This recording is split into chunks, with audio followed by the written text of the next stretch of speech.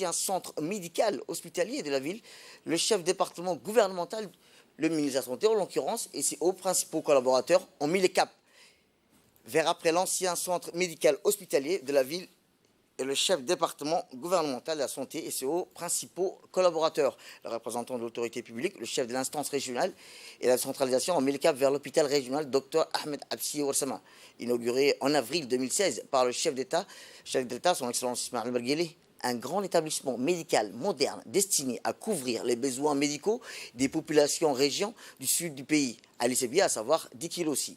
Dans les périmètres de l'hôpital, les officiels ont été accueillis chaleureusement par les membres du personnel soignant, les hommes et femmes assurant la surveillance et la propreté des différentes structures de soins de l'hôpital, de nombreuses femmes et d'autres personnalités influentes de la société civile.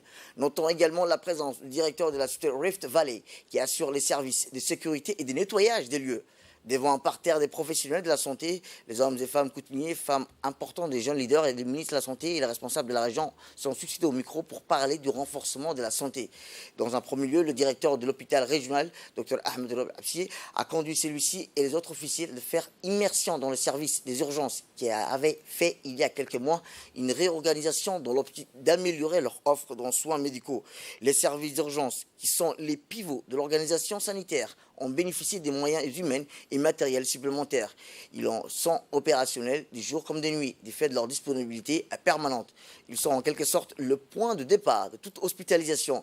Ils reçoivent des personnels affectés par toutes sortes de symptômes nécessitant des soins mineurs, des accidents, des individus transférés tardivement à l'hôpital avec des complications médicales nécessitant des interventions chirurgicales, compte tenu de leur importance des premiers dans l'optique de rénover en améliorant les prestations de prise en charge à temps. Les services d'urgence ont été dotés d'une banque de sang et de radiologie et d'une entité d'analyse sanguine et d'une pharmacie.